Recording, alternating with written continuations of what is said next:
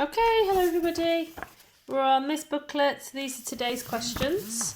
So the first question I asked us to go through was the page 21 and 22. I only set a couple of questions today.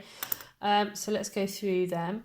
So selective breeding is all part really of the genetic diversity thing. So what is selective breeding? So the answer is just up here. It's the idea that we breed organisms, they're chosen for specific characteristics or alleles. So humans breed organisms with certain chosen, or you could say desired, or characteristics or alleles. Okay, can we be clear? Not genes. All right, so must say alleles, do not say genes.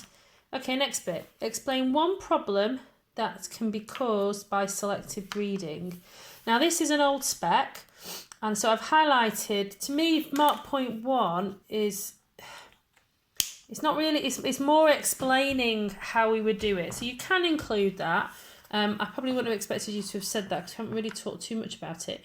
So the idea is that when we do selective breeding, generally it involves inbreeding, i.e. breeding closely related organisms together, because that way it gives us a higher chance of getting the characteristics that we want. However, if you look at mark point 2, it does mean there is a higher probability of recessive alleles coming to the forefront, which would normally be not be. I've put that in brackets though, because I think probably what I would have expected you to come up with is the 2 that I've put in the pink box. The idea that the problem caused by selective breeding is it reduces genetic variation or reduces genetic diversity or a smaller variety of alleles. Not less alleles, not fewer alleles, but less different types of alleles is what I wanted for mark point 3.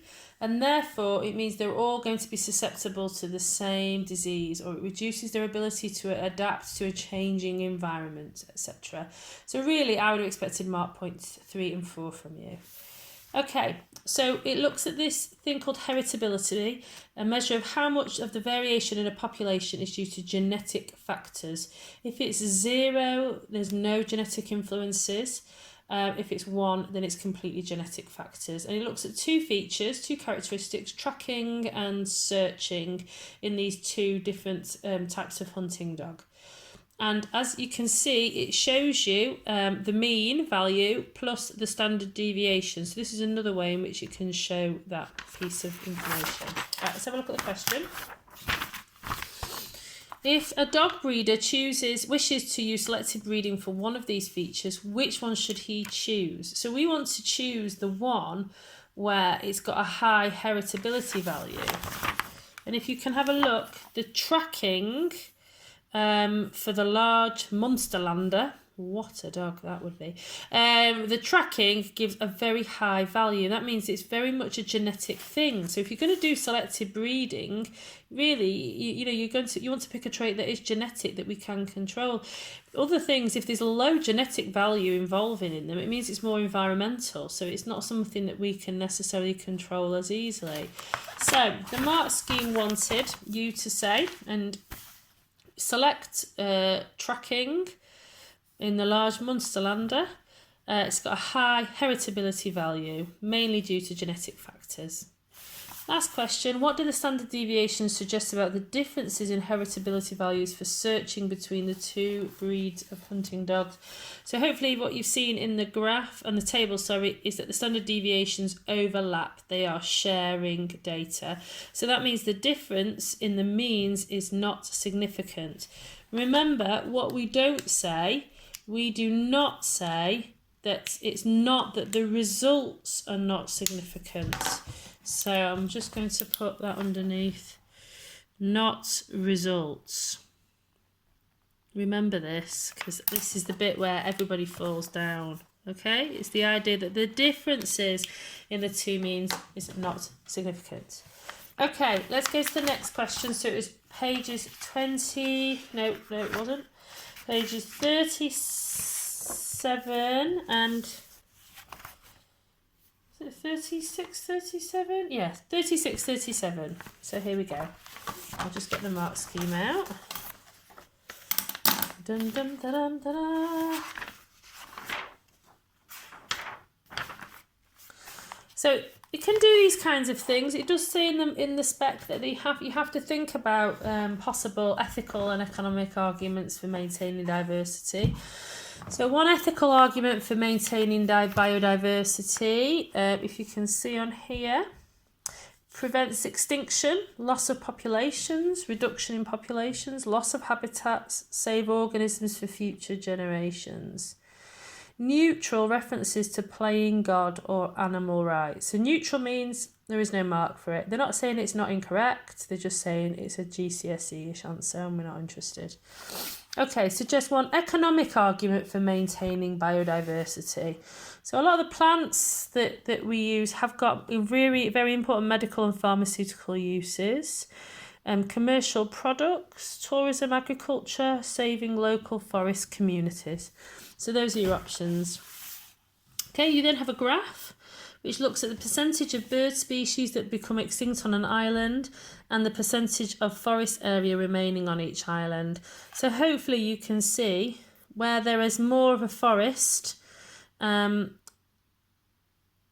levels, oh no, hang on a minute, where we've got the lower levels of forest, we've got more species becoming extinct, obviously. Where we've got higher levels of forest, less species are coming extinct. Sorry, I read that wrong then, but that makes sense, doesn't it? The more forest that's there, the original forest that's there, the less extinction events is going on. That's what it's trying to show us. Okay, so let's have a look at 7b. Oops. It says, explain the relationship between the percentage of original forest remaining and the percentage of bird species that have become extinct. So 7b is here. So obviously, if we've got more of that forest being removed, there are fewer different plant species, decrease in diversity, fewer habitats, fewer niches, fewer food sources of variety. Remember, it is not that there is less food. If you put that, you don't get mark 0.4, right? It's that there's less or fewer food sources and there's less different types of food. It's not that there's less food, okay? Because remember, one kind of food is going to attract one kind of species. So whether there's more or less of it, it'll just be more or less of the same species. It's about different types of foods are different food sources for different species of organisms. Less protection from predators, okay? What I've noticed on this one here, I mean, this is from 2013, that these two are on separate mark points. However, on all the recent ones, these two are normally on the same mark point, okay? So I think you need to mark that. If you've got that, mark that once, all right? What two measurements would ecologists have needed to obtain to calculate the index of diversity? Should be all right with this one. Number of individuals of each species, total number of individuals of all the species. All right. Finally, this is just like a hark back to things from topic 3. Ecologists noted that the species of birds surviving on the coldest island had a larger body size than those on the warmer islands. Explain how a larger body size is an adaptation to a colder climate. Larger birds have got a lower surface area to volume ratio, so they're going to lose less heat, they're going to retain more heat.